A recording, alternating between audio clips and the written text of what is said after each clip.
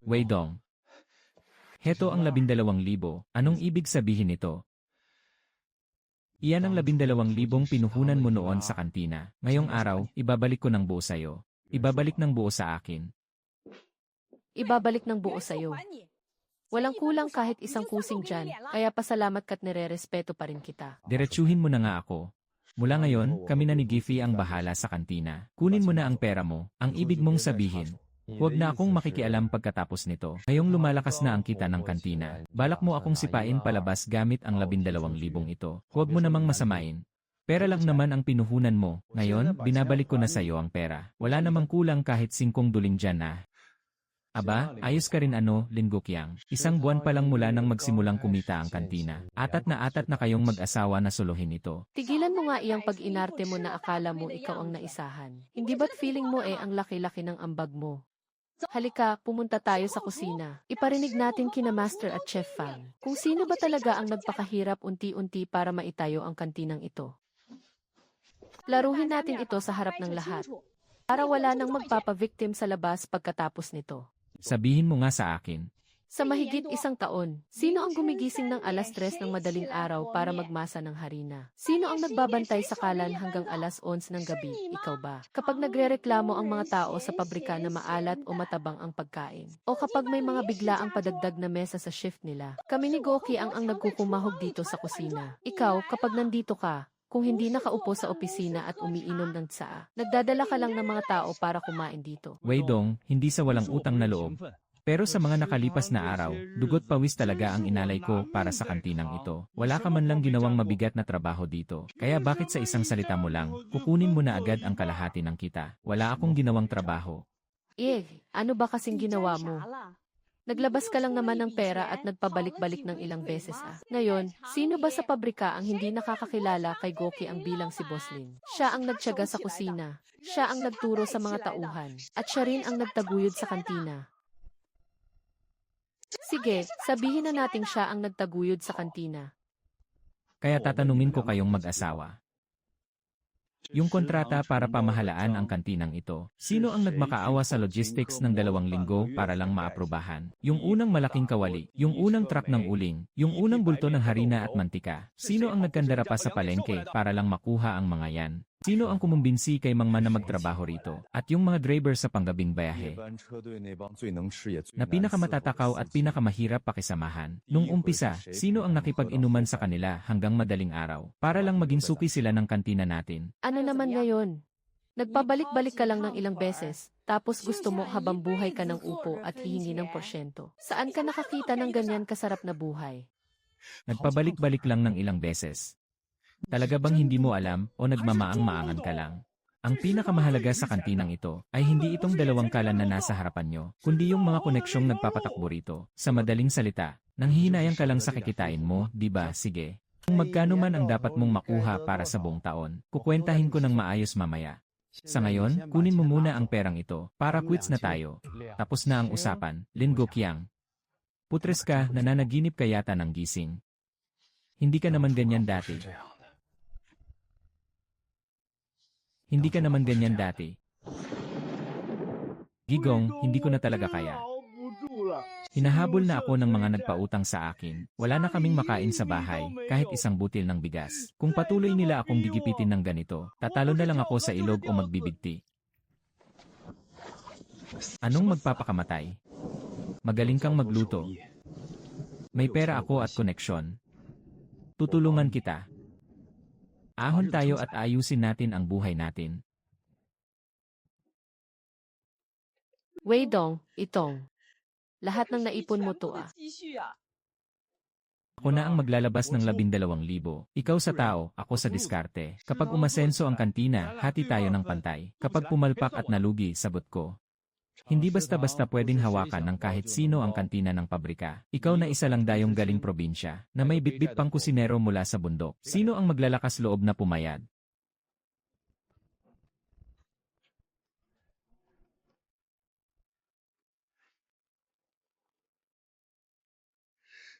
Weidong. Sa buong buhay mo, kahit anong hilingin mo, kapag humindi akong si Lin Guoqiang, hindi na ako tao. Weidong. Sa buong buhay mo, kahit anong hilingin mo, kapag humindi akong si Lin Goqiang, hindi na ako tao. Itawid muna natin ang sitwasyon ngayon. Ipagtatabi kita ng karne. Pati mantika at harina, unahin din kitang bigyan. Pero ginagawa ko lang ang pabor na ito dahil sa iyo, Zhao Weidong, hindi para sa ibang tao. Kapag sumablay ng kahit konti ang apoy, kukunat na ang karne. Kapag napaaga ang asin, sira na ang sabaw, haha. Haha, sige ah. Mula ngayon, sa iyo na kami aasa, Zhao Weidong, para sa pagkain ng panggabi. Lin Goqiang, ang dahilan kung bakit nakatayo ka dyan ngayon, ay hindi dahil sa mas marami kang alam kaysa sa iba, kundi dahil iniyahon kita mula sa putikan, at paisa-isang nilatag ang hagdan sa mismong paanan mo. Kahit gaano kataas ang hagdan, kailangan pa ring umakyat ni Goqiang gamit ang sarili niyang paa. Zhao Weidong, huwag kang umaktong parang tagapagligtas. Weidong, kunin mo na to at kalimutan na natin ang nakaraan. Magkapatid pa rin tayo kapag nagkita sa susunod. Magkapatid. Kung sinipa mo ako palabas, bakit hindi mo naisip na magkapatid tayo? Kukunin ko ang pera. Sa'yo na rin ang kantina. Pero simula ngayong araw, kanya-kanya na tayo ng landas. Wala nang karnet mantika para sa panggabi mula ngayon. Ikaw na ang makipag-usap sa konvoy tungkol sa pagkain nila. Yeli, sino namang tinatakot mo? Kahit wala ka, tuloy pa rin ang operasyon ng kantina. Totoo yan. Lahat naman nakakaalam na si Goqiang ang bumubuhay sa kantinang ito. Akala mo ba titigil ang pag-ikot ng mundo kapag wala ka?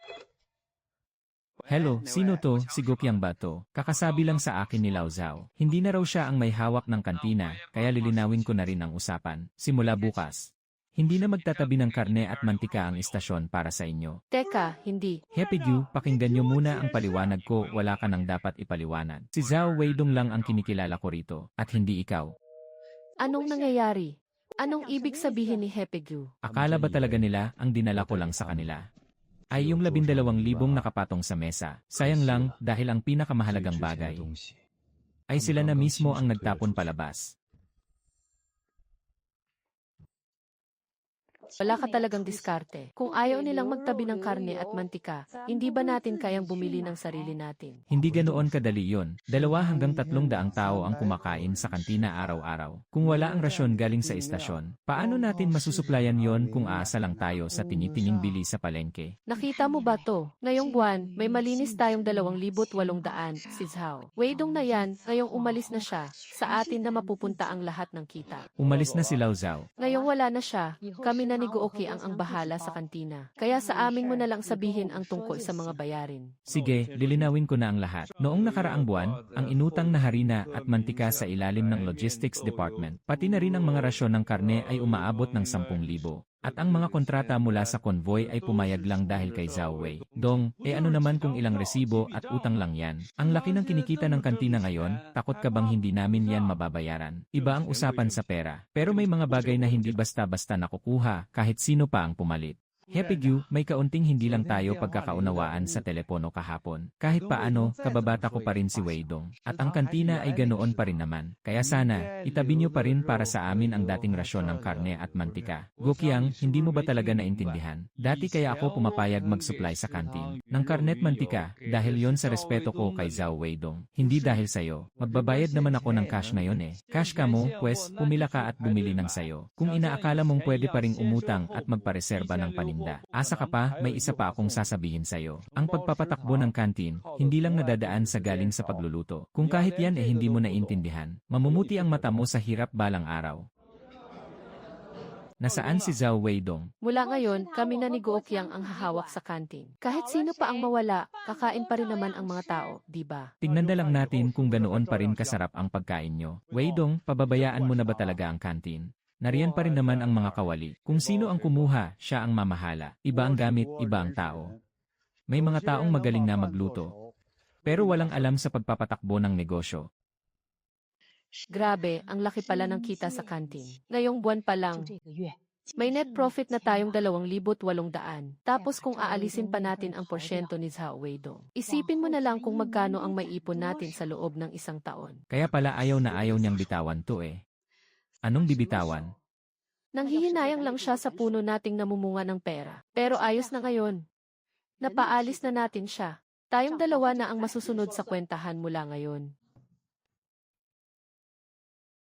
Anong gagawin mo sa blankong notebook na yan? Tanga, syempre sa tin lang yung totoong listahan. Ibang listahan ang ipapakita natin sa mga boss ng pabrika. Kung sakaling bumalik man si Zhao Weidong at maghanap ng porsyento niya. May maidadahilan tayo.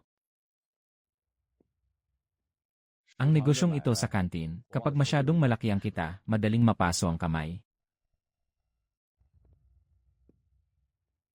Ang negosyong ito sa kantin, kapag masyadong malaki ang kita, madaling mapaso ang kamay. Master Ma, bakit ba ang tahimik mong maglakad sa kalagitnaan ng gabi? Isang matandang hukluban na nagmamarunong.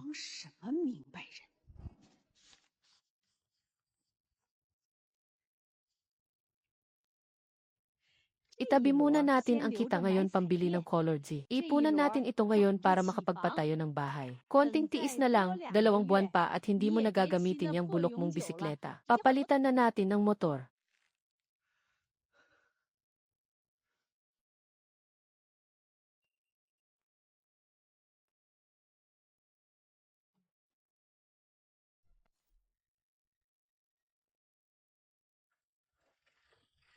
Hipgyu. Mula ngayon, kung sino man sa kantin ang lumapit sa iyo, siya na ang kausapin mo. Hindi mo na kailangang makisama dahil sa akin. Weidong, talagang bibitawan mo na ba ito, ha? Tingin kasi nila nakaharang lang ako. Hindi naman pwedeng ipilit ko pa ang sarili ko kung ayaw na nila.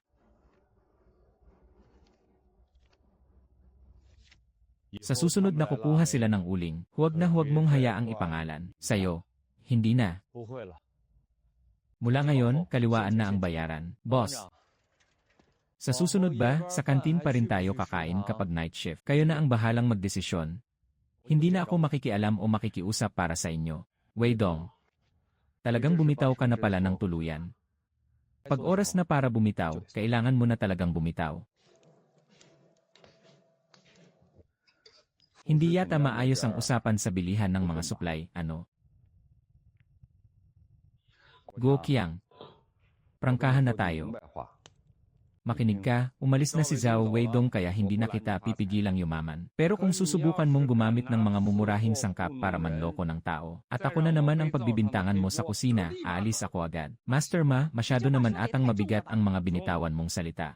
Mabigat, kapag nasira na ang pangalan natin, sa kanyo maintindihan kung ano ang mas mabigat.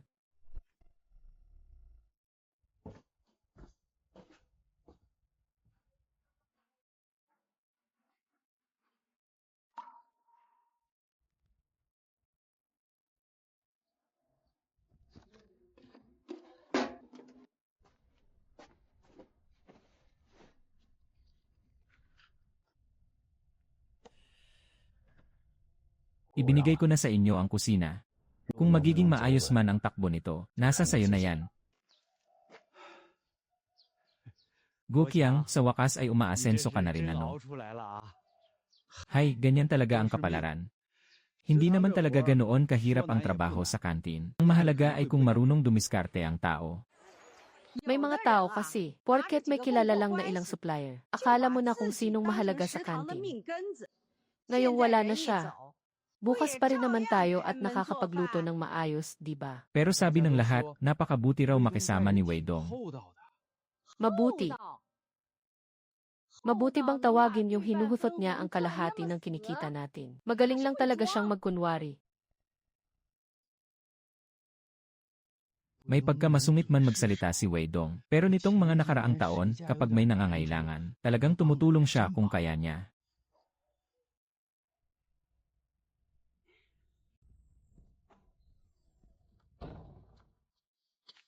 Napagtanong-tanong ko na, may frozen meat daw doon sa cold storage sa East Street. Di hamak na mas mura kaysa sa palengke. Doon sa bandang Nanmako, may benta ring lumang mantika na tingi-tingi. Kapag nilagay sa lata, sino ba namang makakahalata? Mag-iba man ang lasa niyan. Hindi naman mga mayor ang mga trabahador. Hindi naman ganoon kaselan ang mga panlasa niyan. Sa parehong lutuin, mababawasan ng 30% ang puhunan natin. Malaking pera rin ang matitipid natin dyan. Maniwala ka sa akin, masyadong palpak ang diskarte niyang si Zhao Weidong. Naubos lang ang pera sa iba eh. Mula ngayon, ang diskarte nating mag-asawa ang susundin sa kantinang ito. Paring Gokiang, kampante ka lang. Mura man ang karning ito. Pare-pareho lang din naman ang hitsura niyan kapag naluto. Ito na ang kunin natin, ang laki ng matitipid, tanga na lang ang hindi bibili nito. Ano ba kasing kailangang artehan sa mantikang ginagamit sa kantina? Dapat mura at sulit. Kapag ginamit mo na yan sa pagluluto ng maramihan, may makakahalata pa ba?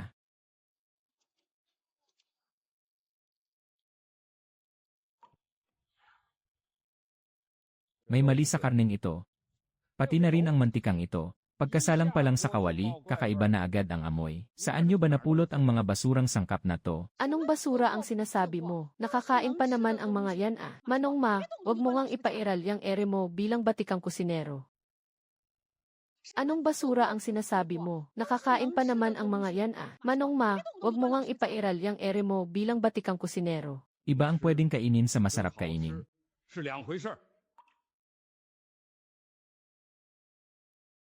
Kung gagamitin nyo to para lokohin ang mga tao, pangalan ng kantinang ito ang masisiran nyo.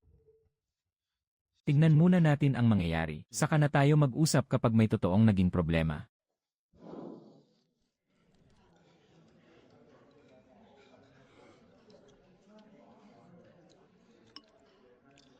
Bakit ang kunat yata ng karne ngayon?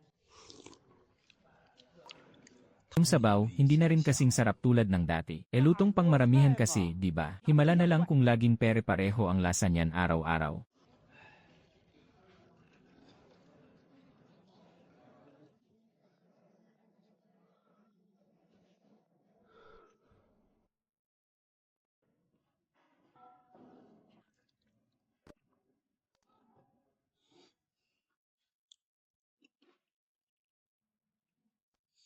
Bakit amoy freezer tong karne?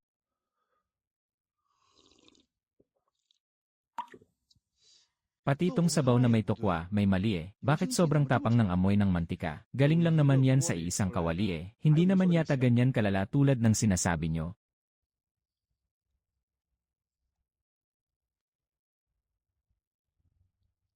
Gokiang, may itatanong ako sa'yo. Ngayong wala rito si Weidong, nag-iba rin ba pati ang kalidad nitong pagkain nyo?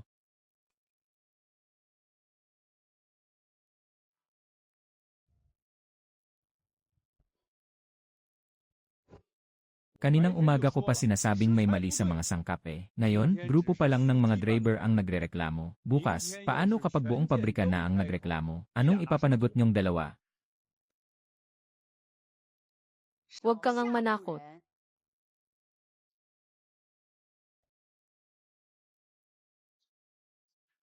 Hindi problema kung mapili sila sa pagkain. Ang nakakatakot eh, kapag nalasahan nilang tinitipid nyo ang mga sangkap.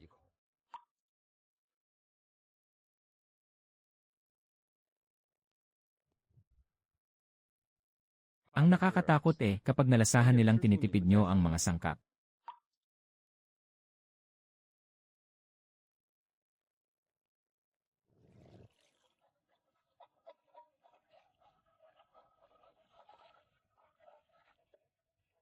Klaro na sa akin kung bakit ganito ang pagkain natin ngayon. Hindi lang ito guni-guni, talagang pinalitan nila ang mga sangkap. Subukan pa nating kumain dito ng 2 araw, at kung ganito pa rin ang lasa. Sa labas nakakain ang mga nasa night shift na driver. Di parang pinatayan na rin natin ng kabuhayan si Gokiang niyan. Hindi tayo ang pumutol sa kabuhayan niya.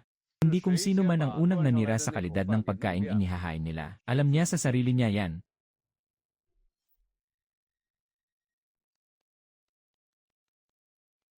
Nakita mo na, Gookiang.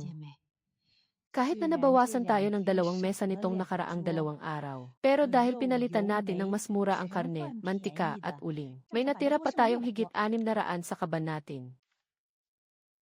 No.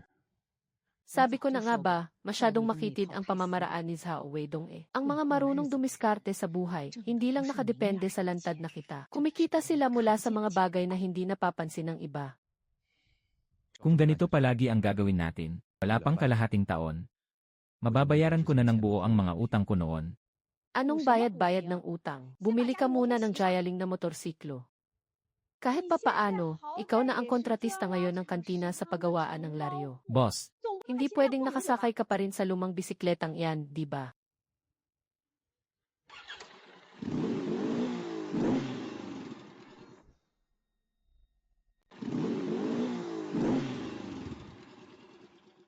asensado na talaga si Gokyang O.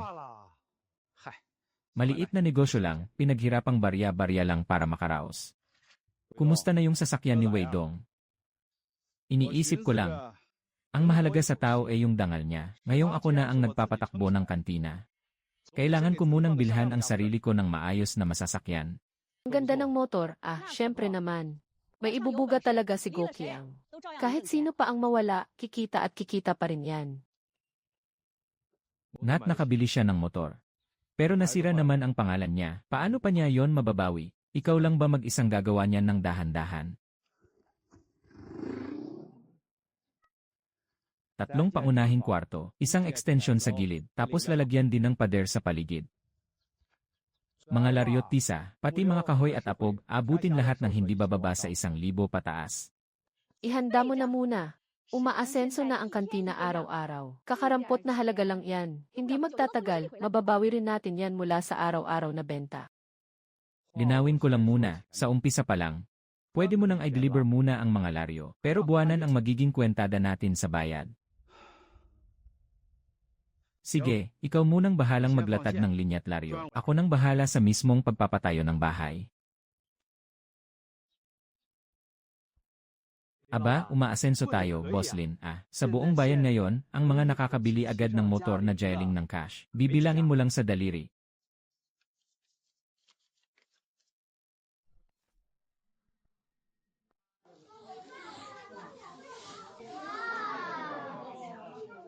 Giffen, ang yaman nyo na talaga ngayon. Hindi naman sa mayaman. Sabi lang ni Gokyang. Dahil gumiginhawa na ang buhay natin. Hindi na tayo dapat nagtitipid ng sobra-sobra tulad dati. Palipasin lang natin ang 2 buwan. Balak pa naming magpatayo ng bahay na gawa sa pulang laryo doon sa lot sa kabilang kalye. Nakakabilib talaga kayo.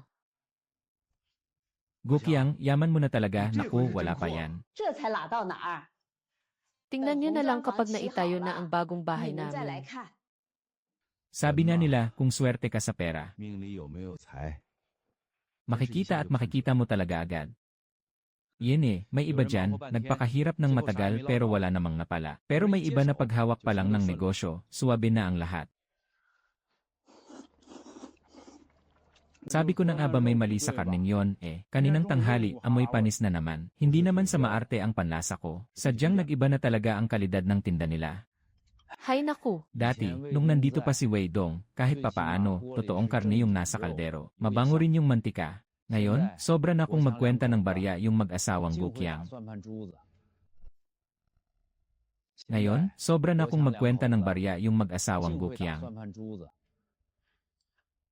Titingnan ko pa. Kung ganyan pa rin ang lasa bukas. Yung mga driver sa night shift, hindi ko na dadalhin dun. Gifeng, bilis nyo namang magpatayo ng bahay kapag nga naman guminhawa na ang buhay, hindi na pwedeng manatili sa lumang bahay.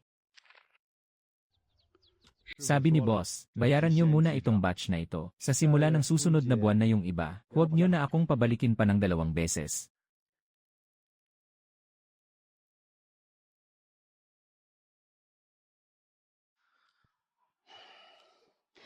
Ano bang kinakatakot mo? Hindi pa naman magugunaw ang mundo. Ano bang kinakatakot mo? Hindi pa naman magugunaw ang mundo.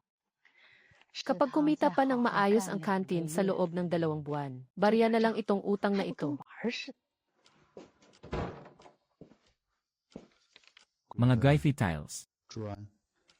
Relo, pati mga ganyan ginawa na nating puhunan. Sigurado ka bang sasapat ito? Anong kinakatakot mo? Araw-araw namang gumaganda ang kita ng kantin. Paglipas nitong taglamig, pababayaran din natin ang lahat ng utang.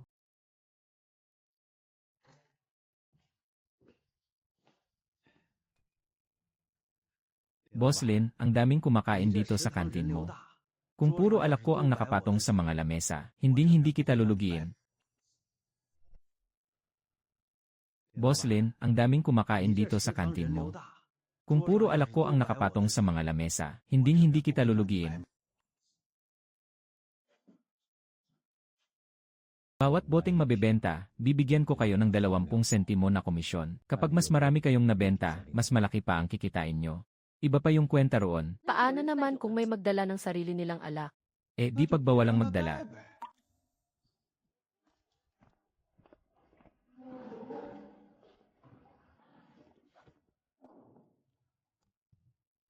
Naku, pasensya na, boss yan. May bagong patakaran na kasi sa kantin ngayon. Bawal na ang magdala ng sariling alak.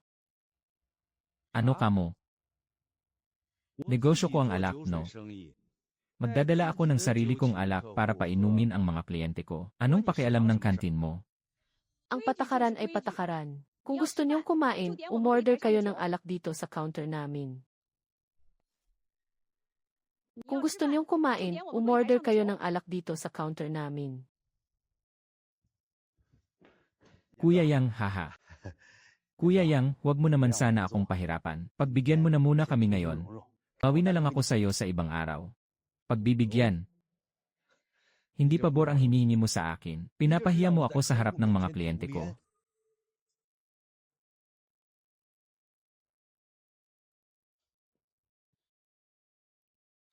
Tayo na't umalis, akala mo ba kawalan yang nagbebenta ng alak na yan? Mawawalan ba tayo ng makakainan kung aalis tayo sa kantin na to? Boss Yang, hindi yata marunong makisama ang lugar na to ah. Hindi naman ganito dati dito. Dati, pagkain talaga ang inihahain nila, at pagpapahalaga sa pakikisama, para pagbawalan pa ang pagdadala ng sariling alak. Ibig sabihin lang yan mukhang pera na sila. Sa ganitong klaseng lugar, hindi maganda kung dito tayo mag-uusap ng negosyo. CJ, sa susunod na may magtanong sa akin kung saan magandang manlibre malapit sa pabrika ng tisa, ito ang unang-unang lugar na sasabihin kong iwasan nila.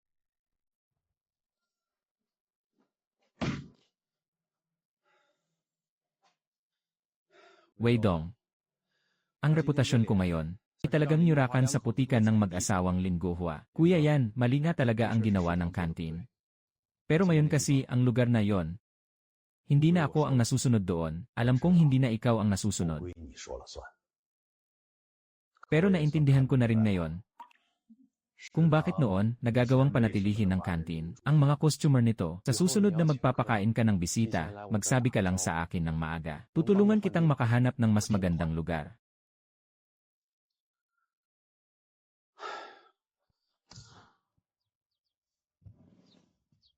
Umalis na silang lahat. Nakasalang na pa naman ang tupa sa kaldero. Kanino natin ipapabayad ang mesang to? Di ipabayad mo kay boss yan. Bukas na bukas, magpapunta ka ng tao sa kanya. Singilin mo sa kanya ang nagastos natin sa paghahanda ng pagkain ngayong araw. Papayag kaya siya? Papayag kaya siya? Bakit hindi? Ang patakaran ay patakaran. Siya ang nagpa-reserve at para sa kanya inihanda ang mga pagkain. Anong karapatan niyang umalis na lang bigla? CJ, bukas na bukas, may utusan akong magtanong. Weidong, wala na talagang pag-asa ang planta doon ngayon. Sa pagluluto, isang bagay lang ang mga sangkap. Pangalawa ang tamang apoy. At higit sa lahat, ang puso ng nagluluto. Kapag nagkulang kahit isa dyan, hindi na babalik ang mga suki mo. Kaya pala may nagsasabi ka makailan na. Mas marunong nang magtipid si Gokiang mula nang pumalit siya. Ngayon ko lang nakita, magaling na siyang magkwenta ng gastos. Pero pinapatay naman niya ang sarili niyang negosyo.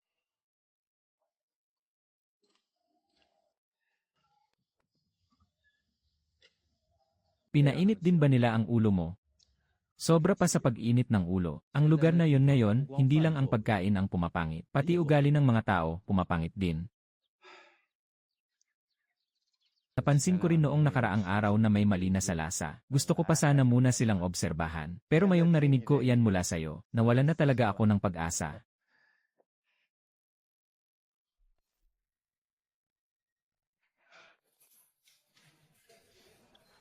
Guqiang, iniba mo ba ang mga karne 这 mo? 肉是不是换了？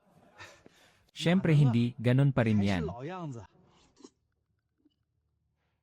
Ganon pa rin. Dati, halos matunaw na sa bibig ang lambot ng karne. Ngayon, daig ko pa ang ngumunguya ng lubid sa kunat. Iba rin ang lasa ng sabaw. Masyadong mamantika at nakakaumay. Iba-iba ang panlasa ng bawat tao. Kapag nagluluto ka ng maramihan, imposibleng laging pare-pareho ang lasa niyan. Totoo, hindi pwedeng laging pareho ang lasa. Pero wag naman sanang mas lalong sumasablay habang tumatagal.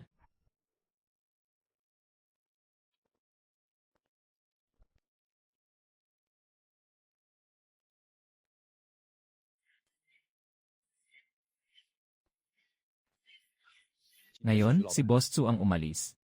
Kung babaliwalain nyo pa rin yan, bukas, hindi lang isa o dalawang lamesa ang mawawala sa inyo. Kung babaliwalain nyo pa rin yan, bukas, hindi lang isa o dalawang lamesa ang mawawala sa inyo. Master Ma, puro ka na lang nega mula umaga hanggang gabi.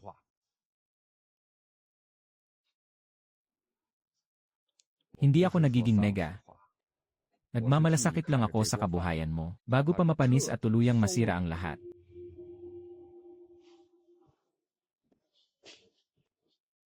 Hoy, Hindi ba't dati, ikaw laging nagdadala ng mga boss dito? Noon yun, iba na ngayon. Ngayon, yung lugar na yan, kahit mga trabahador, nagrereklamo sa pangit ng serbisyo. Paano pa kaya sa mga bisita? Ganoon ba talaga kasama? Hindi lang naman sa lasa ng pagkain nagkulang, kundi sa ugali ng tao na madaling maligaw ng landas. Kaya buong pamamalakad natin, bulok na rin. Sa maghapon, ang daming natitira. puro pera yan. Siguro nagbubulakbol kayo ng patago, hindi nyo binantayan ng maayos ang apoy. Pati paghahanda ng pagkain, palpak. Alam mo sa sarili mo kung gaano kabulok ang karne at mantikang ibinibigay mo. Hindi kami nagbubulakbol. Sadyang palpak lang talaga yung mga sangkap na pinapagamit nyo. Ba, isang hamak na tagatulong, may ganang turuan ako. 也敢教我做事儿？ Simula ngayong buwan, kakaltasan ang sahod ninyong lahat sa kusina at serbisyo. Kapag maraming tirang pagkain at mabagal ang serbisyo, kayo ang magbabayad ng lugi. Noong nandito pa si Kuya Weidong, sa sobrang busy sa kantina, halos hindi na lumalapat ang mga paa namin sa lupa. Master Ma, may patutunguhan pa ba ang pagtatrabaho natin dito? Nasa inyo yan kung kaya nyo pa o hindi. Pero sasabihin ko na ng prangkahan. Ang kapalpakan ng kantinang ito, maaga o huli may mapagbubuntungan ng sisi. Pagdating ng araw na yon, huwag niyong hayaang sa inyo ibunton ang lahat ng sisi. Ang kapalpakan ng kantinang ito, maaga o huli may mapagbubuntungan ng sisi. Pagdating ng araw na yon, huwag niyong hayaang sa inyo ibunton ang lahat ng sisi. Noong nandito pa si Kuya Weidong, kahit nakakapagod, at least panatag ang loob natin. Kapag sira ang gulay, itinatapon at malinaw ang kwentahan. Ngayon, ibang-iba na. Ngayon, ang tingin ng mag-asawang yun sa atin ay parang mga may utang sa kanila. Kulang na lang, pigain nila tayo hanggang sa huling patak. Kung magpapatuloy ito, mabubuwag rin ang kusinang ito maaga o huli. Pasensya na ah. Sobrang busy kasi sa kantina kailan lang. Maghapon kaming nagtatrabaho, mula umaga hanggang gabi. Malaki nga ang kinita. Kaso nakakapagod lang talaga. Si Gokya ngayon, ikaw na yata sa ating magkakatropa. Ang unang umasenso. Naku, hindi naman sa umasenso. Medyo sinuwerte lang, at malakas lang ang loob na sumugal. Hindi tulad ng iba diyan, bibo ng bibo. Sa huli, ibibigay lang din naman sa iba yung negosyong nakatayo na. Hindi tulad ng iba diyan, nagpakapagod ng nagpakapagod. Sa huli, isusuko rin pala yung negosyo. Alam nyo, kapag ang tao, hindi talaga nakatadhana sa pera, ipilit mo man, wala ring mangyayari.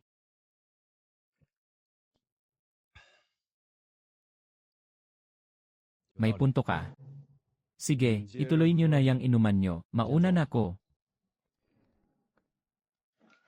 Gokyang. Makikialam na ko ah. Ngayong umaangat ka na. Huwag mong apakan si Weidong para lang iangat ang sarili mo. Magtira ka naman ng kahit konting respeto sa mga sinasabi mo. Bilog ang mundo, kakailanganin mo rin siya. Ako, kakailanganin siya. Ako na kaya ang nagpapatakbo ng kantina ngayon. Ako ang nagmamaneho ng motorsiklo. Ako ang nakabili ng Color G. At ako rin ang magpapatayo ng sarili kong bahay. Kaya bakit pa ako magbibigay ng respeto? Go Qiang. Hindi pagnenegosyo yang ginagawa mo. Tingin mo ba sa aming mga dating suki, mga uto-uto? Kuya Xu, medyo sumusobra na yata yang sinasabi mo. Ito ba ang tinatawag mong pambato ng kantina? Iba na ang kalidad ng karne. Iba na ang mantika. Kahit ang mismong timpla, malayo na sa dating lasa. Tara na. Ganyan na tayo bastusin sa mismong harapan natin. Kung kakain pa tayo rito, ano pang pinagkaiba natin sa mga nagpapakatanga? Noon, dinadala ko pa rito ang mga tao. Hindi dahil sa magaling kang makisama, Lin Guqiang, kundi dahil noong si Wei Dong pa ang may hawak, may kalidad ang patakaran at masarap ang pagkain. At may dangal at reputasyon siya. Boss Xu, kumain ka na lang kung kakain ka. Bakit kailangan mo pang idamay ang iba? Ako, nandadamay ng iba. Kayo mismo ang sumira sa maayos sanang kantinang ito. Ginawa ninyong ganito kabasura. Babayaran ko pa rin ang pagkain ito. Pero simula ngayong araw, ang mga tauhan ko, pati na rin ang mga kaibigan ko, hindi na ulit kakain dito.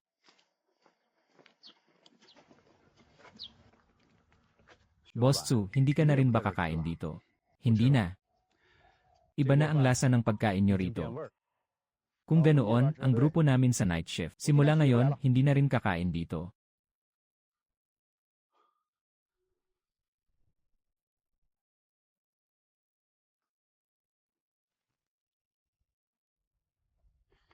Nawala na ang grupo sa night shift. Pati ang grupo ni Boss Xu umalis na rin.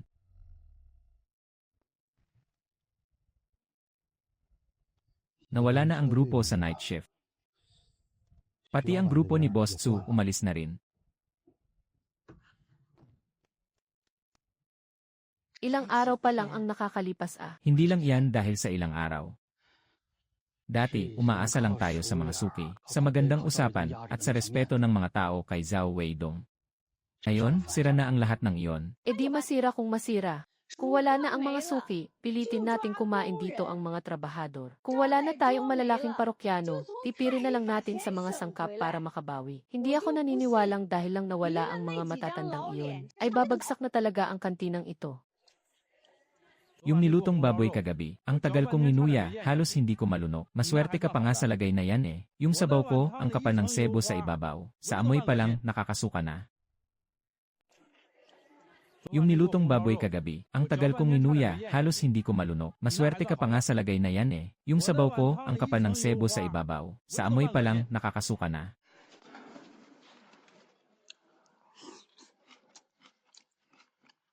Bukas, sa labas na lang din ako kakain ng mami. Hindi talaga makain ang mga andito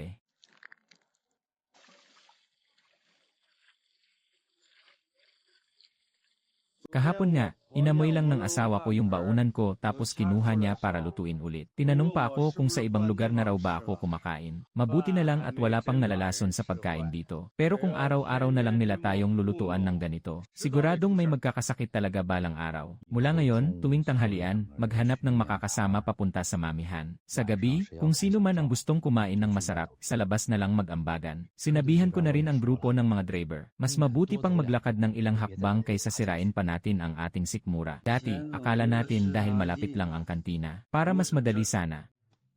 Kaso hindi ka naman nakakasiguro sa mga kinakain mo. Baliwala rin kahit gaano pa kadali.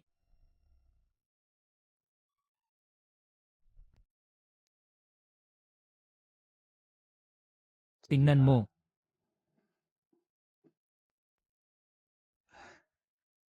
Malamig ang panahon ngayon, kaya normal lang na humina ang kumain ng mga trabahador. Humina kumain ang mga trabahador. Si Boss Xu, ang leader ng mga driver. Pati ba naman ang mga driver sa panggabi, humina rin kumain. Go Qiang. Hindi mo sariling kusina ang kantina. Ibinigay sa iyo ng pabrika ang buong kontrata, para sana bawas sakit sa ulo. Hindi para bigyan mo pa ng problema ang pamunuan.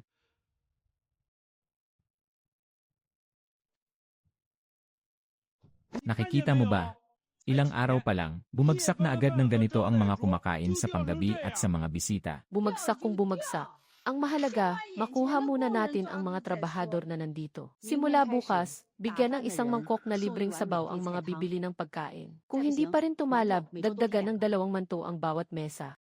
Hindi ba't mas malulugi tayo niyan? Anong lugi? Dagdagan mo ng tubig ang sabaw. Gawing mas malaki ang pag-steam sa manto. Hindi naman ganoon kabigat yan gaya ng iniisip mo. Palakihin mo lang ang manto. Hindi naman ganoon kabigat yan gaya ng iniisip mo.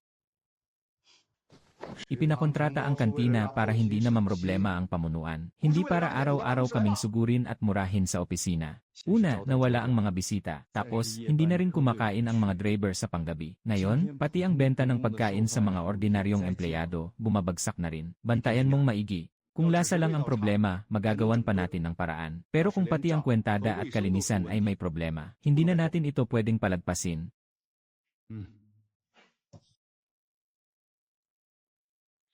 Ano na naman bang hinahanap mo?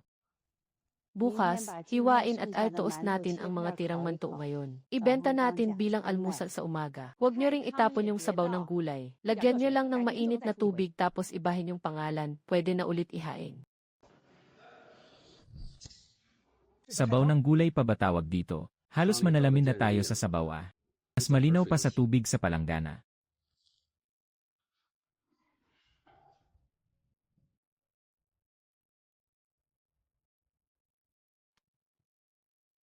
Mula bukas, babawasan natin ang rasyon ng pagkain sa kusina at mga serbidor. Kuya Gokiang, ikaw ang nag-utos sa amin na bawasan ang karne at damihan ng sabaw. Tapos kapag hindi nagustuhan ng mga customer, sa amin nyo isisisi. Nga, wala na kang pumupuntang tao eh. Anong mapapala nyo kung babawasan nyo parasyon namin? Tigilan nyo nga ang kakareklamo sa akin. Nung kumikita pa ang kantina, hindi ba't lahat kayo nakinabang? Tapos ngayong may problema, ayaw nyong makaramay. Gusto nyo ba kaming mag-asawa lang ang sasalo ng lugi?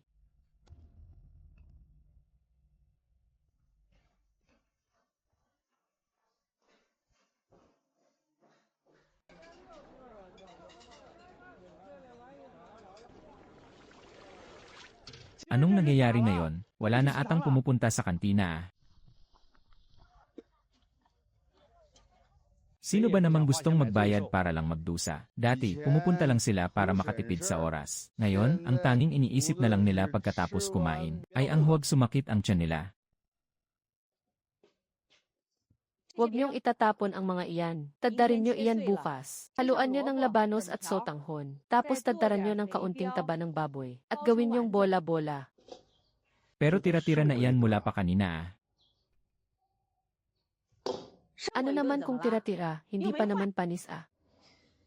Akala mo ba panahon pa rin isaw, washing ngayon? Na kapag may kaunting mali lang sa isang kalderong ulam, itatapon na agad sa kanal. Saka, sino ba namang makakapansin kung gaano karaming karne at harina ang nasa loob ng bola-bola? Basta may maipanlaman tiyan sila, ayos na iyon. Sa simula ng susunod na buwan na ang bayaran para sa espesyal na pondo. Yung utang natin sa telebisyon, 1 buwan lang ang palugit. Ay delay muna natin. Sino ba namang negosyante ang hindi umuutang kaliwat kanan? Kapag nakabawi-bawi na ang kantina, mababayaran din natin ang lahat ng iyan ng isahan. Pero hindi naman nakakabawi ang kantina ngayon eh. Palubog tayo ng palubog. Pero hindi naman nakakabawi ang kantina ngayon eh. Palubog tayo ng palubog.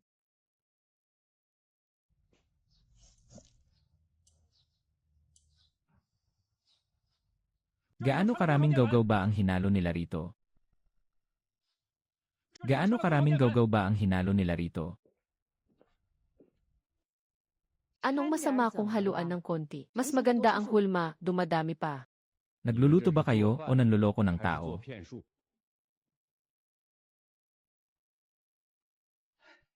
Lauma, matumal ang kantina natin nitong mga nakaraang araw. Intindihin mo naman sana ang sitwasyon. Iintindihin ko kayo, sino ang intindi sa mga kumakain dito?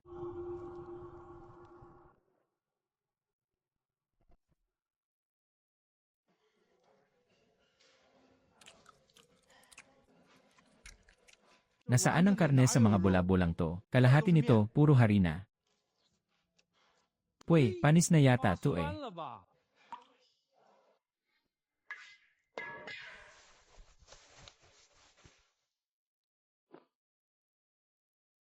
Guoqiang. Ayoko nang magluto rito. Anong ibig mong sabihin? Ang ibig kong sabihin, hindi ko kukonsintihin ang pandaraya ninyo. Lauma, huwag naman sanang umabot sa ganito. Kapag umalis ka ngayon, para mo na rin akong pinatay sa hirap. Hindi ako ang nagpapahirap sa'yo. Ikaw mismo, dahil pilit mong kinukwenta. Ikaw mismo, dahil tinuturing mong negosyo lang at puro perahan ang bawat kaldero ng pagkain. Hay, Nung nandito pa si Wei Dong, ang layunin niya ay mabusog at mapasaya ang mga tao. Pero kayo ngayon, simutin ang bawat sentimo mula sa bulsa ng mga kumakain. Magkaiba ang prinsipyo natin, kaya siguradong babagsak talaga ang negosyong ito. Umalis na si Chef Ma. Hindi ko na nasalba ang kusina. Hindi ito tungkol sa kung kaya ko pang isalba o hindi, kundi dahil nawalan na ng konsensya ang mga tao. Maraming salamat sa pagod mo, Wei Dong. Kung umabot man sa ganito ang kantina, ay hindi dahil sa bumitaw ka na, kundi dahil may taong sinira ang magandang nasimulan, at pilit itong dinala sa kapahamakan.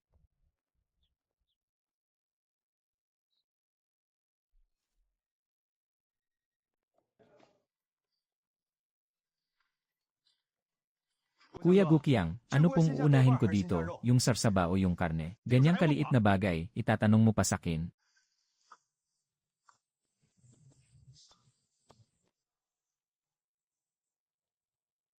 mga wala kayong silbi. Dati kasi may matandang umaako ng lahat dito. Kaya nasanay kayong mga inutil.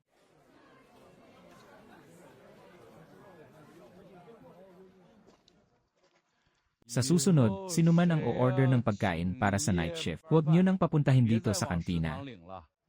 Makakatipid nga sila sa paglalakad, pero hindi naman sulit sa sikmura ang mga ipapakain sa kanila rito. Sila pa rin naman ang mga tao rito, iyon pa rin naman ang kusina. Pero nang umalis si Zhao Weidong, mabilis talagang bumagsak ang lugar na to.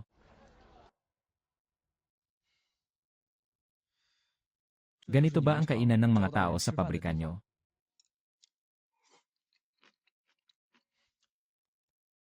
Kalimutan mo na, mas maayos pa siguro ang kahit saang karinderya sa labas kaysa rito.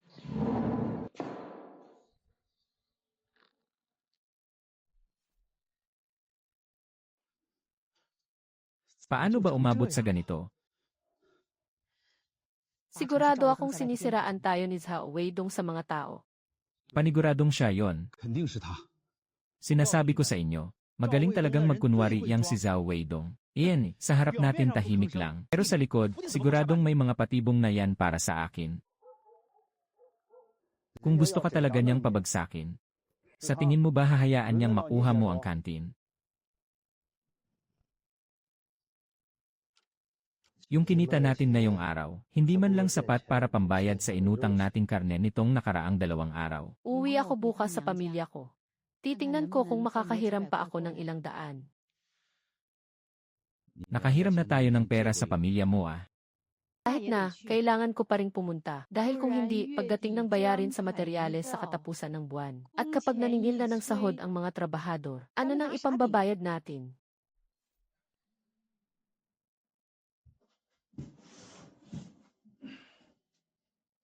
Weidong, hindi ka ba nagagalit kahit kaunti?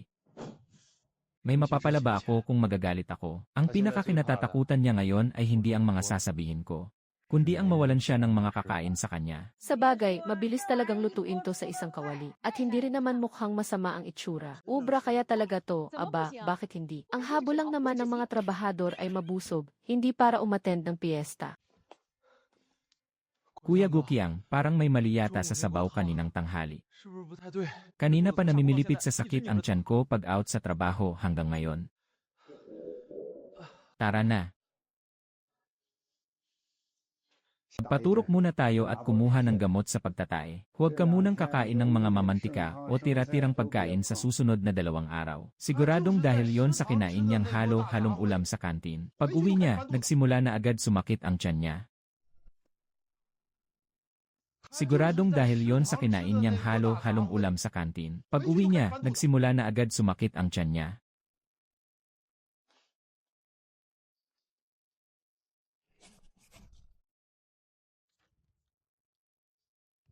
Kapag may isa pang nagtae o sumakit ang tiyan, hindi na lang to madadaan sa simpleng warning o pangaral. Alam ko. Alam ko.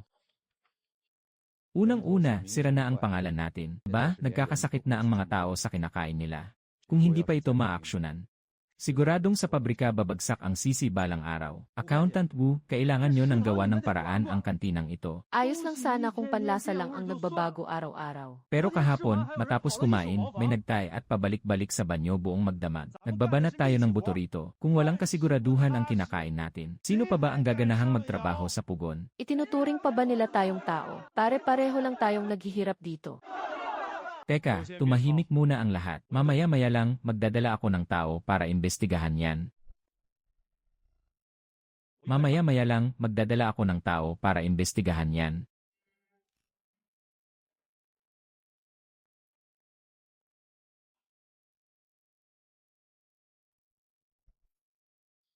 At talagang may gana pa silang ihain ito sa mga manggagawa. Medyo magulo lang kahapon, kaya nga lilinisin ko na sana ngayong araw eh. Gokyang, bibigyan kita ng huling pagkakataon. Ngayong araw mismo, ilabas mo lahat ng listahan ng bodega pati na ang mga menu ng kusina at ayusin mo ang lahat ng iyan kung may mangyari na namang aberya. Hindi na pwedeng magbulag-bulagan pa ang pamunuan ng pabrika. Opo, opo.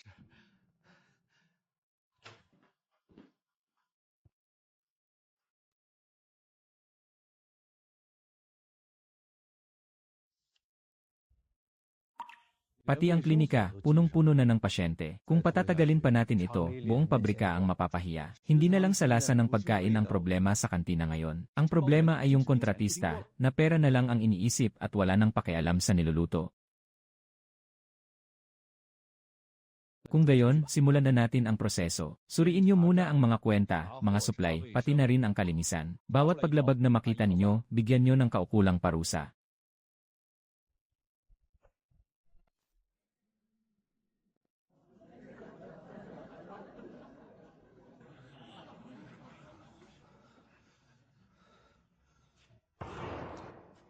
Gokyang, lumabas ka rito.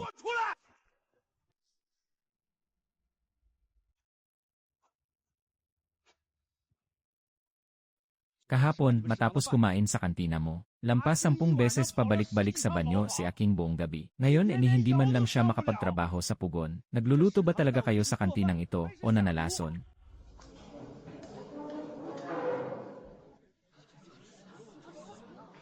Kahit ang tiyan ko kagabi, sumakit din. Hoy, wag ka namang basta-basta naninisi dyan. Malay ko ba kung naging matakaw lang siya? At kung ano-ano ang kinain sa labas, mga kalokohan.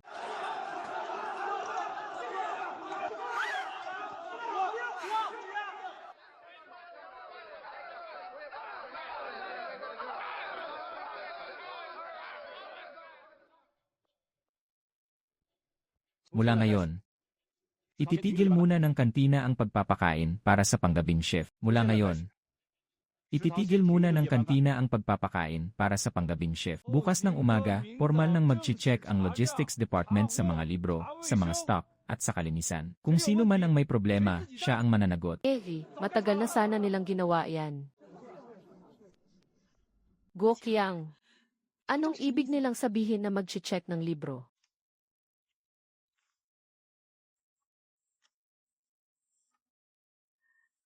Hindi nila pwedeng makita ang librong to. Paano na yan?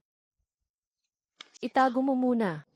Baguhin mo ang mga pwedeng baguhin. Ang hindi na mababago, sabihin mong sa sobrang daming ginagawa, nagkamali lang ng lista.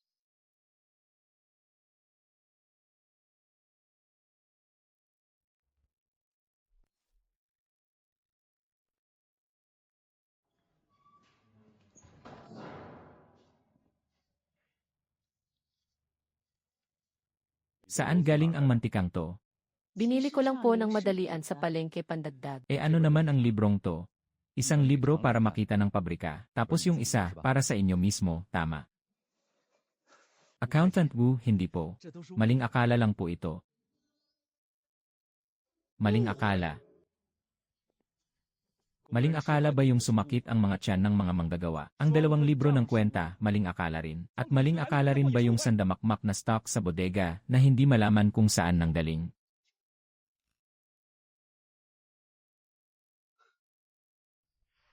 Sabi ko na nga ba eh. Siguradong sasabog din ito balang araw. Kapag nahinto ang pag-entertain nila, tuluyan nang nawala ng kapitan ngayon si Gokiang.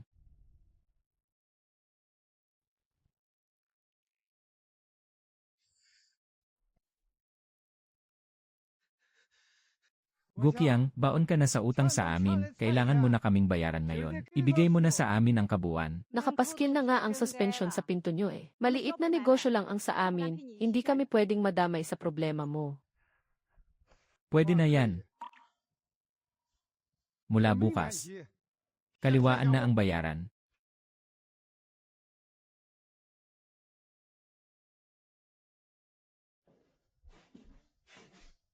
Tatlong araw na suspension. Sa tingin ko, hindi na sila makakabangon pa. Mas maganda kung hindi na nga sila makabangon. Ang kantina ay ginawa para makakain ng lahat. Hindi ito ginawa para pagkakitaan lang ng isang pamilya.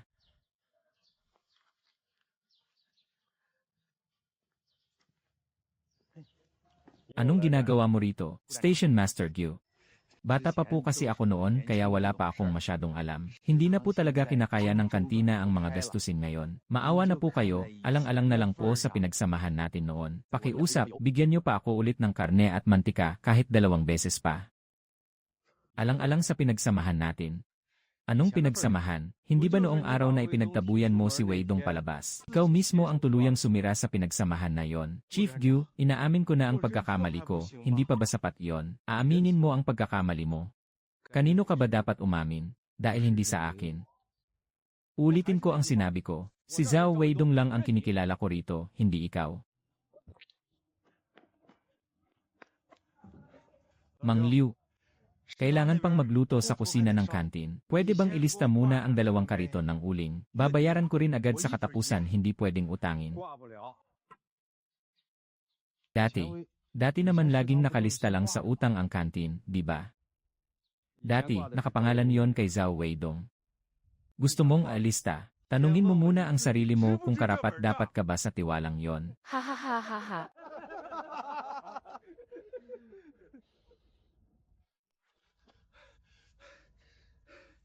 Kuya Zhu, kalimutan na muna natin ang maliit nating hindi pagkakaintindihan noon. Pwede bang ibenta mo muna sa akin ang ilang piraso ng karne? Kahit sa mataas na presyo, kukunin ko mataas na presyo.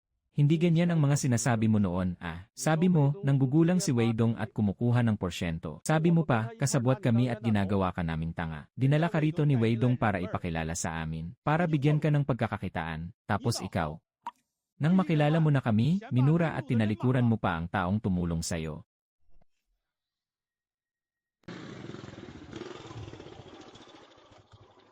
Sinong hinahanap mo, yung amo namin?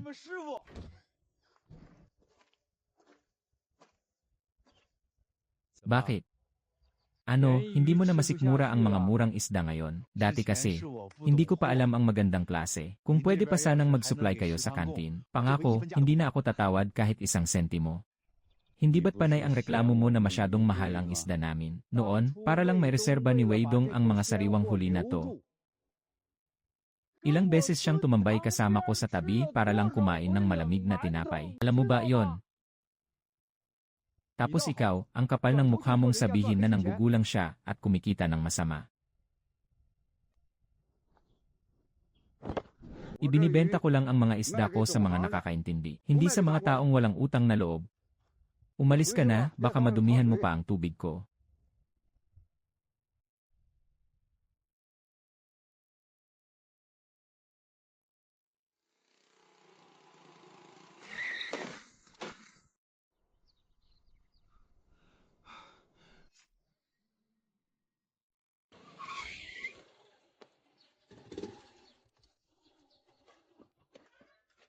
Zhao Weidong, huwag ka nang magpanggap na mabuting tao. Pati ang grocery supply station, ayaw nang magbenta. Ang ulingan, ayaw nang magpautang. At pinagtabuyan din ako sa palaisdaan. Kung hindi ikaw ang naninira sa akin ng patalikod. Sino pa ba? Masaya ka na ba? Tigilan mo na ang pagpapanggap mo. Sabi ko na nga ba, may masama kang balak eh. Sa salita ka lang umatras. Pero patalikod mo naman akong pilit na sinisiraan para mawasak ako. Ako, sisirain ka.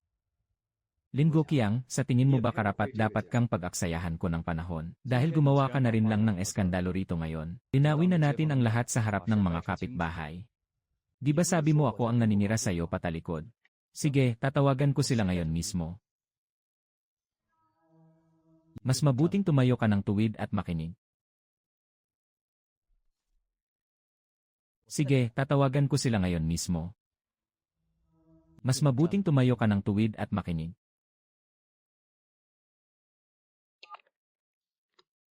Dati baon na baon yan sa utang Si Weidong ang naglabas ng pera at naghanap ng koneksyon. Sinamahan pa siyang magpakilala sa bawat isa.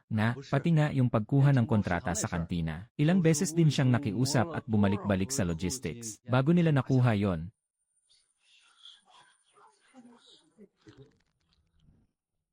Ni isang masakit na salita, walang binitawan si Zhao Weidong. Si Guoqiang lang talaga ang hindi makatayo sa sariling paa. Nakakatakot talaga kapag ang tao, nakakalimot tumanaw ng utang na loob. Kapag nakalimutan mo na ang pinanggalingan mo, kahit gaano pa kalaki ang pangalan mo sa labas, parang papel na balat kayo ka lang. Station Master Gyu, ang hindi pagpapadala ng supply ng grocery station kay Lin Guoqiang. Ako ba ang nag-utos sa inyo? Ako, wag mong akuin ang sisi. Hindi ko siya binibigyan ng supply dahil ang sama ng ugali niya. Hindi siya marunong kumilala sa usapan pati sa utang niya. Tapos mabilis pa sa alas 4 kung tumalikod sa mga tao. Station Master Gyu, Boss Gyu, ang hindi pagpapadala ng supply ng grocery station kay Lin Guoqiang. Ako ba ang nag-utos sa inyo? Nako, wag mong akuin ang sisi. Hindi ko siya binibigyan ng supply dahil ang sama ng ugali niya. Hindi siya marunong kumilala sa usapan pati sa utang niya. Tapos mabilis pa sa alas 4 kung tumalikod sa mga tao. Dati kaya ako pumayag dahil sa magandang reputasyon mo, hindi dahil sa pagmumukha niya. Ngayong wala ka na sa usapan, bakit ko naman siya bibigyan ng supply? Lao Liu, sabihin mo rin ang totoo sa harap ng lahat. Ang hindi mo pagpapautang ng uling sa kantina. Ako ba ang nagdikta sa iyo na gawin yon? Sino ba namang papayag na magpautang sa isang walang utang na loob na gaya niya? Gusto mo pa bang ituloy ko ang pagtawag? Hello? Hello, may itatanong lang sana ako. Ang hindi mo pagbibigay ng isda kay Lin Guoqiang, ako ba ang humarang sa iyo? Kailangan mo pa ba talaga siyang pigilan? Nirereklamo niyang mahal daw ang isda ko, tapos kaduda-duda raw ang diskarte mo. Tapos pagtalikod niya, sasabihin niyang niloloko lang natin siya. Sayang lang talaga ang isda sa ganyang klaseng tao. Si Weidong, hindi naman talaga siya mahilig magpasikat. Kahit kailan. Pero kapag inilantad mo na ang tunay niyang reputasyon at mga koneksyon, malinaw sa lahat kung sino talaga ang bumubuhay sa negosyong ito. Dati, akala ko marunong lang talagang makisama si Zhao Weidong. Ngayon ko lang nalaman, hindi lang basta mabilis ang pera ang binigay niya kay Lin Guoqiang, kundi isang buong negosyong nakalatag na.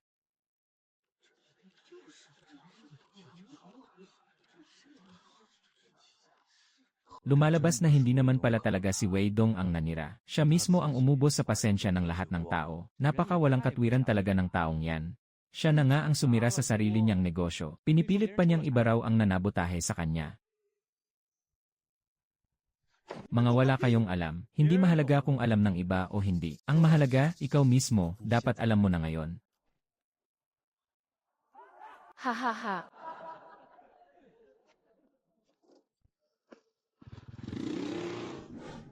Ano ngayon?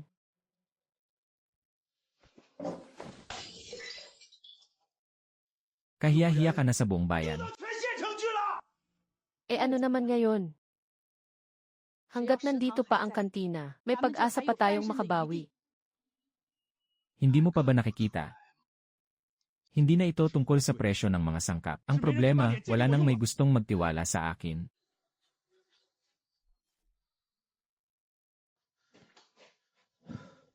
Bakit? Hindi ba pumayag si Zhao Weidong? Hindi siya ang problema, sadyang umpisa pa lang hindi na talaga ako kinikilala ng mga tao. Di huwag kung ayaw nila. Mamuhunan na lang tayo at bumili ng mga dekalidad na sangkap kahit mahal. Basta mabalik lang natin yung dating sarap ng pagkain. Maisasalba pa natin ang negosyong ito. Bibilhin ng mahal. Ibig sabihin, lahat ng natipid natin noon, mapupunta lang sa wala. Kahit maubos pa ang pera, kailangan nating gawin. Hindi naman pwedeng panoorin na lang nating tuluyang malugi itong kantina.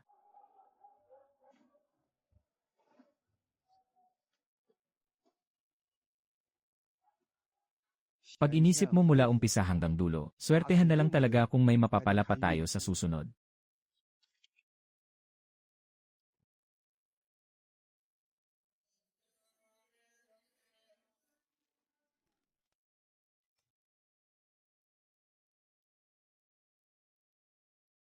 Sa bagay, hindi naman kasing sama ng lasa ngayon kumpara nung nakaraang 2 araw. Pero sino ba nang nakakaalam kung anong mangyayari bukas?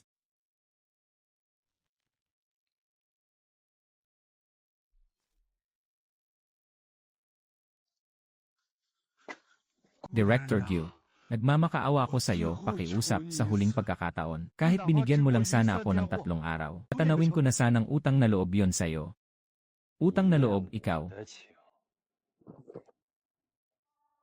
Kay Zhao Weidong nga, wala kang utang na loob eh. Sa akin pa kaya, sino ba namang kikilalanin mo? Nilatagan ka na nga ng maayos na daan. Pero minasama mo pa at itinuring mong sagabal. Ngayong sira na ang diskarte mo, maninisi ka dahil hindi sila sumusunod sa'yo.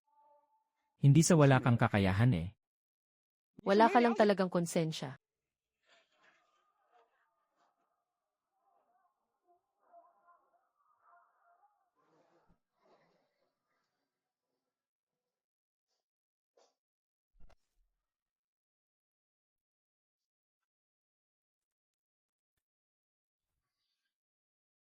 ₱78 lang ang benta natin ngayong araw.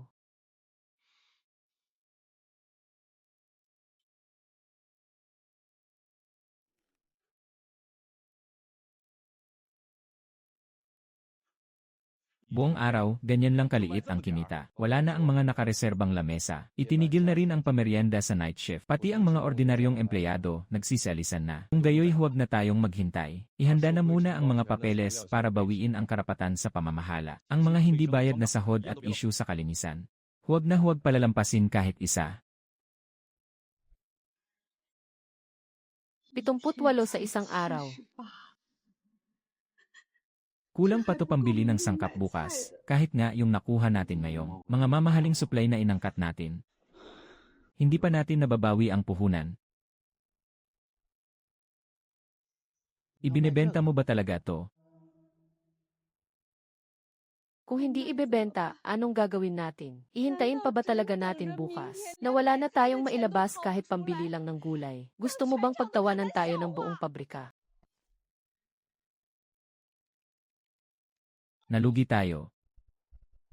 8 beses ang lugi.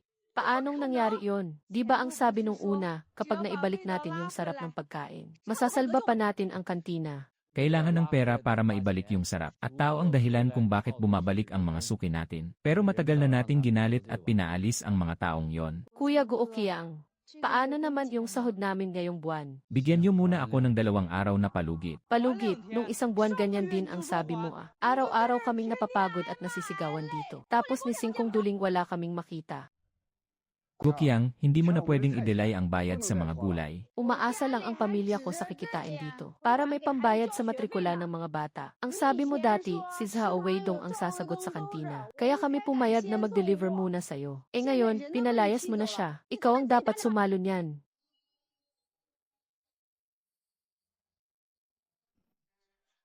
Pambayad sa tao, sa pagkain at sa materyales. Ganyan lang lahat. Kulang na kulang pa yan kahit sa mga simpleng bibilhin. Eh bakit ba kasi nagmayabang ka pa noon? Ang bilis mong bumili ng motor, ang bilis mong mag-uwi ng telebisyon, pati pagpapatayo ng bahay, ang bilis mong ipagmalaki. Ayan tuloy ngayon. Ngayong kailangan ng maglabas ng pera, kahit 5 duling wala kang maibigay. Kung walang sweldo ngayon, hindi na kami magtatrabaho. Kung ayaw nyo, lumayas kayo. Akala nyo ba hindi kikita itong kantina kung wala kayo? Hindi ko alam kung kakayanin nyo nang wala kami. Pero ang sigurado ako, kapag walang sweldo, hindi kami magsasayang ng oras sa inyo.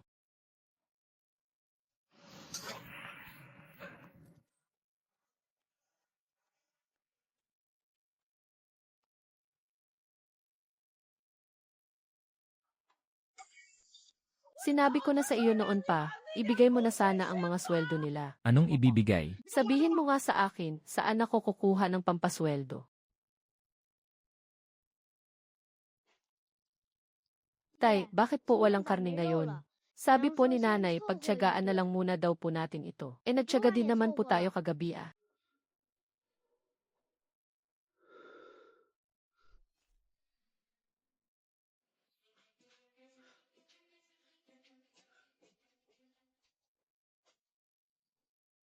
Itong relo, itong telebisyon, at saka iyang motor mo. Baka pwede nating isang muna para magkapera tayo. Sira na ba ang ulo mo?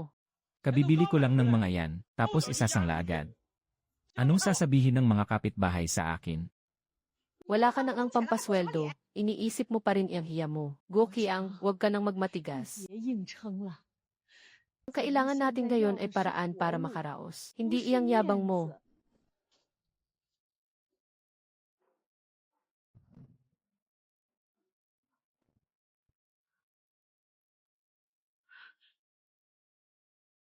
Saan mo dadalhin iyang libro ng kwenta ng kantina? Iuwi ko ito para kwentahin sa bahay. Siguraduhin mo lang na sa bahay mo talaga dadalhin. Bukas na ang formal na pag-audit ng pabrika sa listahan natin. Mawalan lang ng isang pahina niyan, sa inyo ko ipapababayad.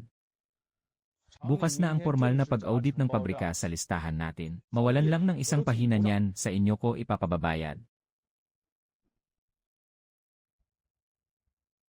Luma na ito. 20 piso. Mahigit 100 piso ko binili yan eh. E noong binili mo pa yon? Ngayon, nagigipit ka kaya mo binebenta. Hindi naman ako ang namimilit na bilhin yan. Kayo na mismo ang magpaliwanag niyan.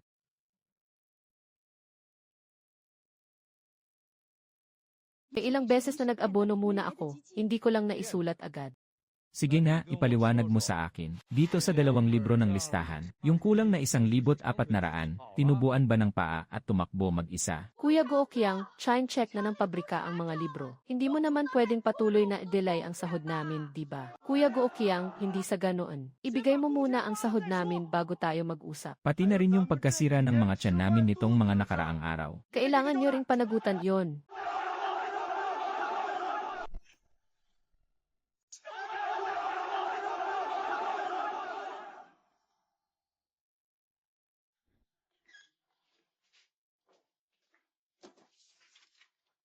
Kulang na nga sa pasahod.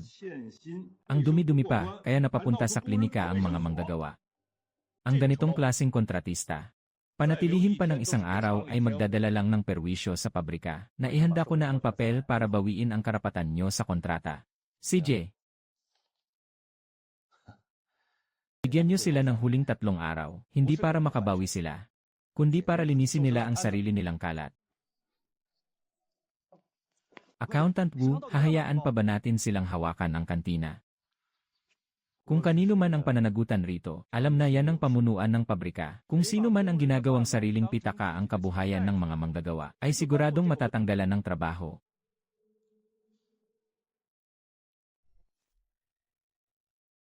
Kapag walang bayad ngayong araw, walang sinuman ang makakapagluto rito, mas mabuti pang isara na lang to. Para hindi na kami magkasakit ulit sa mga ipapakain nyo.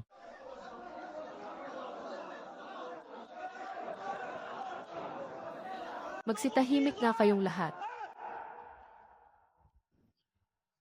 May 3 araw kayo para bayaran ang lahat ng sahod. Ayusin nyo ang mga libro, at ibalik sa ayos at linis ang kusina.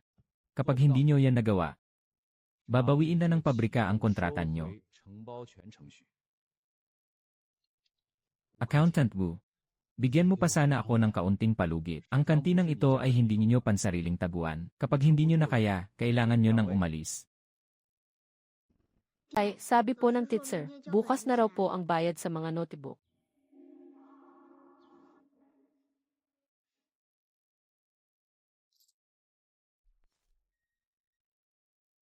Kapag hindi natin naayos ang mga libro at hindi na ibigay ang mga sahod, ibenta na natin lahat ng pwedeng ibenta.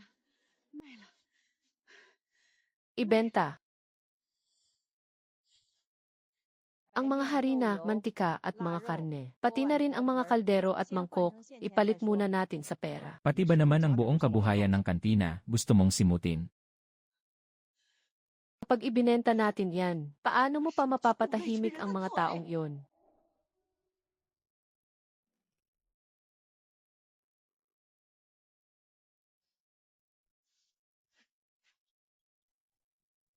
Kuya Gukiang, kinakalkal na po ni ate ang buong bodega. Aba, mukhang tatangayin yata ang buong kantin para tumakas ah. Ito. Aba, mukhang tatangayin yata ang buong kantin para tumakas ah. Ito. Ay kukunin ko to. Ay kukunin ko nga eh. Pigilan niyo siyang ilabas yan, aagawin ko yan.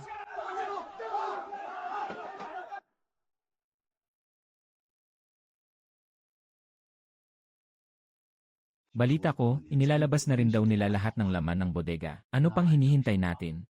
Kapag nahuli pa tayo, wala na talaga tayong aabutin kahit ano. Gusto pa rin sanang panatilihin ang natitirang dangal. Pero kapag nakaamoy na ang mga pinagkakautangan, hindi na sila magdadalawang isip na sugurin ka.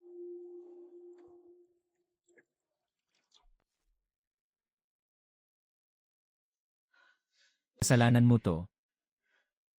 Kung hindi mo sana ako sinusulsulan araw-araw, sa panloloko sa mga supply, pagnanakaw sa pondo, at puro inom ng alak. Aabot ba sa ganito ang kantin natin? Aba, sa akin pa talaga ang sisi ngayon. Noong kinuha natin kay Zawei, ang 12,000 at pinalayas natin siya. Hindi ba't ang bilis mo ring pumayad? Ngayong nakalabas ka na ng ospital, sa akin mo ibubunton ang sisi.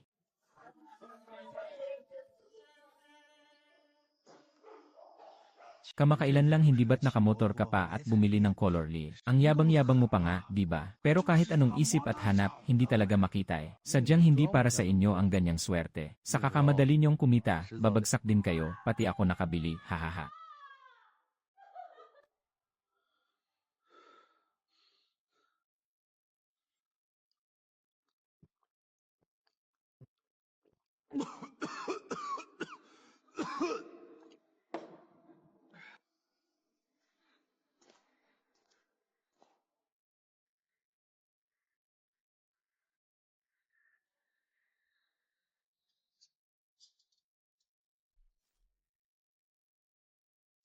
Matapos ang masusing pag-aaral na pagdesisyonan, na simula ngayong araw, babawiin na ang karapatan nyo sa pamamahala ng kantin sa paggawaan ng laryo.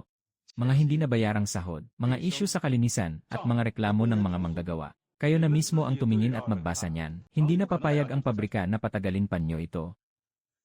Boss, bigyan nyo pa ako ng 1 buwan. Kahit kalahating buwan na lang, pwede na. Kahit kalahating araw, hindi pwede. Sa wakas, nabawi rin sa kanila. Kung hindi pa nila binawi, baka may mamatay na sa kinakain natin dito eh.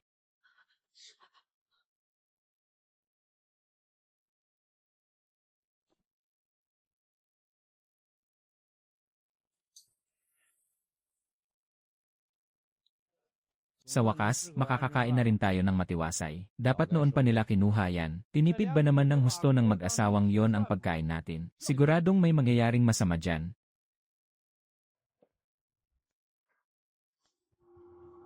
Nababaliw na talaga sila ngayon.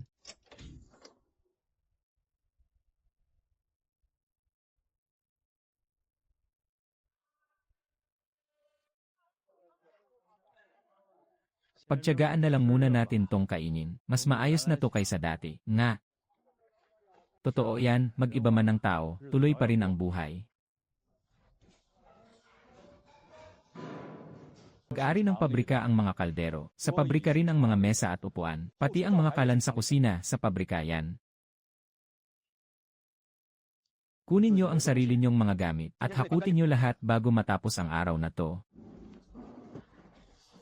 Aba, parang pinapalayas na rin nila ah. Hindi lang parang pinapalayas. Pinapalayas talaga sila. Pinapalayas talaga sila.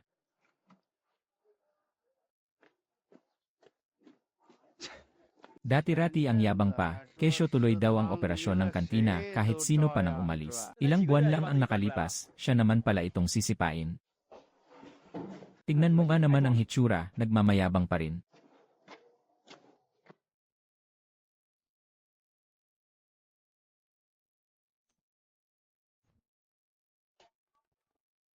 Iyan noong namamayagpag pa siya, kulang na lang, araw-araw niyang isabit sa lig niya ang karatula na yan. Lene.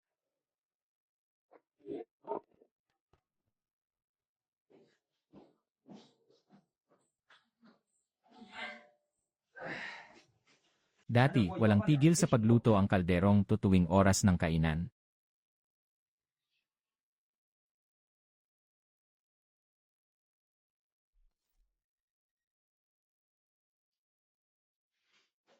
Bago nga ito, pero nabuksan na ang kahon. Bibigyan kita ng 400. 400. Binili ko tong ZC na to ng mahigit 700. Di sa'yo na lang, ikaw manood. 留着自己看。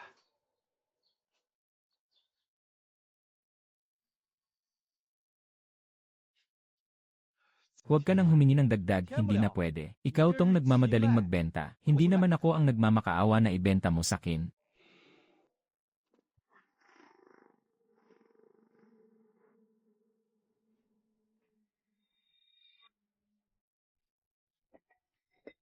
Kung pambayad utang din lang, yan lang talaga ang halaga niyan.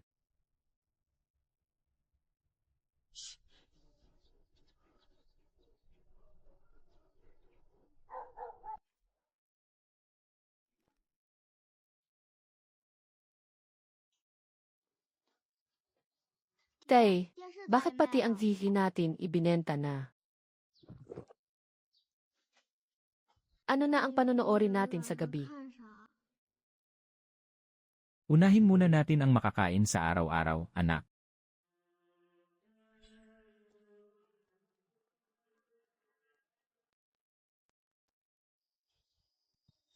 Tay, di ba sabi mo, magpapagawa tayo ng bagong bahay rito? Gokiang, huwag kang magtago. 你别躲！ Kailangan mong magpaliwanag ngayong araw. Dali, dito, bilis. Parang awan nyo na, bigyan nyo pa kami ng ilang araw. Ilang araw? Nakakapagmotor ka pa nga eh. Noong bumibili kayo ng decolor na ri, naisip nyo ba yang ilang araw na yan? Pero,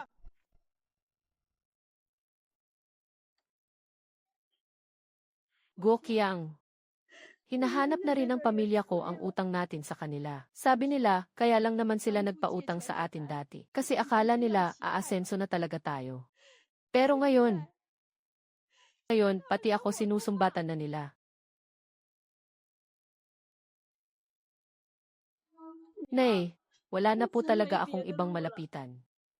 Kahit wala ka nang mapuntahan, huwag kang babalik para maging pabigat sa pamilya natin. Pinili mo ang ganyang buhay kaya tiisin mo. bakit ka nag-impake ng mga gamit? Maghiwalay na tayo. Anong sabi mo? Sabi ko, maghiwalay na tayo. Tiniis ko ang lahat ng hirap kasama ka. Pero hindi ko inaasahan na ngayong medyo gumiginhawa na sana tayo. Hinila mo na naman ako pababa at mas malala pa kaysa noon.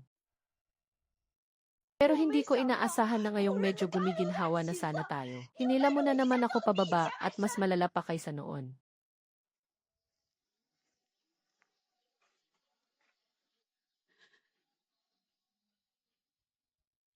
Hindi ko maisasama ang anak natin.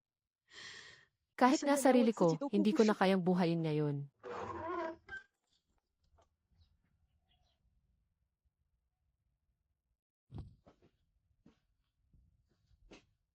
Nasaan na sina Itay at Inay? 去哪儿了？ Umalis sila. Babalik pa ba sila? 回来吗？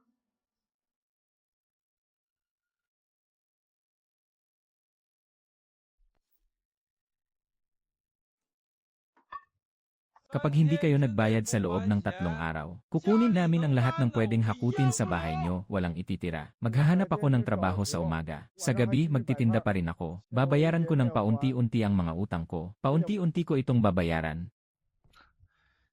Kahit buhay mo pa ang ibayad mo, wala kaming pakialam. Gusto mong magtrabaho, magkarga ka sa truck sa araw, 2.5 piso ang sweldo. Kunin mo kung gusto mo, lumayas ka kung ayaw mo. Gokiang. Kung hindi mo sana sinira ang pinagsamahan natin noon, hindi ka sana aabot sa ganitong sitwasyon.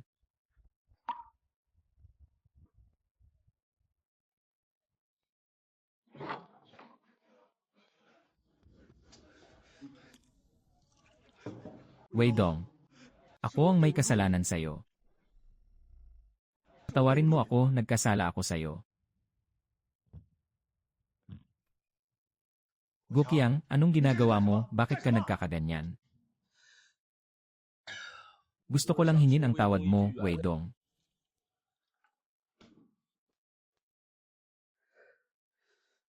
Wala akong kwenta. Inahon mo ako sa hirap.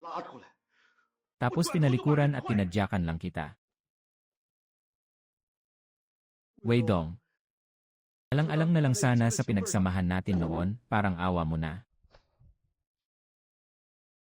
Lin Guoqiang. Ako ang huling taong dapat mong hinga ng tawad. Lin Guoqiang.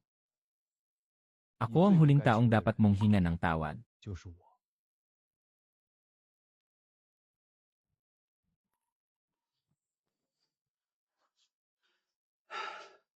Guoqiang.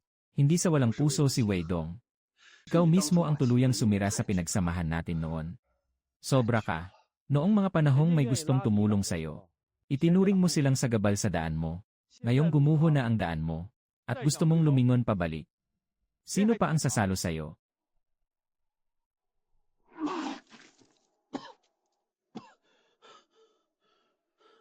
Ako ang kahuli-hulihang taong dapat mong hingan ng tulong.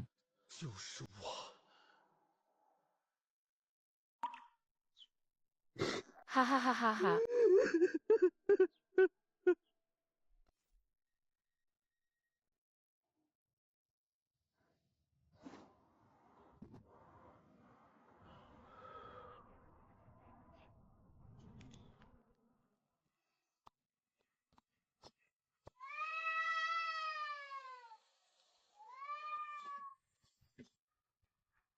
Pamilyar ang mukha ng lalaking ito, hindi ba siya yung taga-kantina sa pabrika ng Laryo noon na sikat na sikat?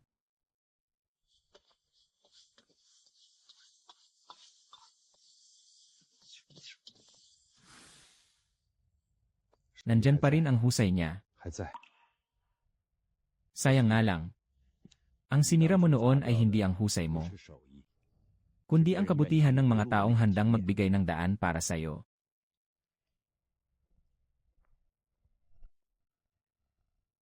Ang sinira mo noon ay hindi ang husay mo, kundi ang kabutihan ng mga taong handang magbigay ng daan para sa'yo.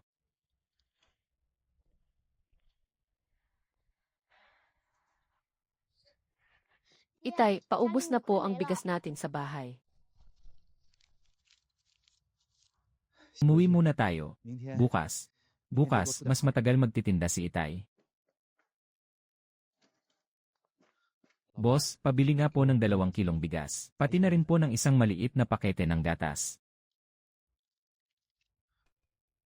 Ay, wag na muna pala yung gatas.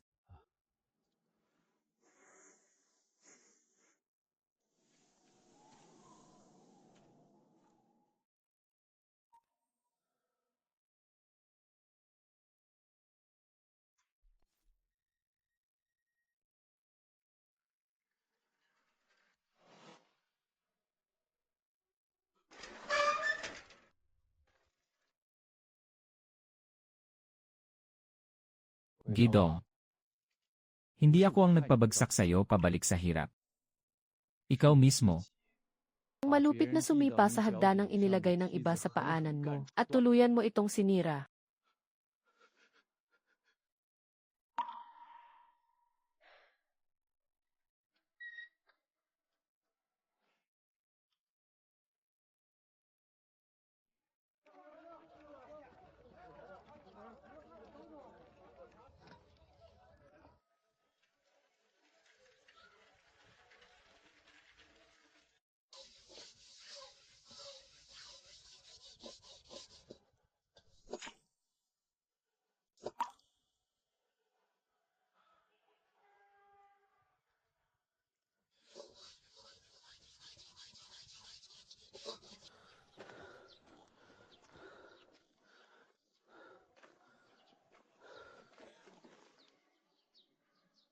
Itay, makakapagsaing na tayo ng totoong kanin ngayon.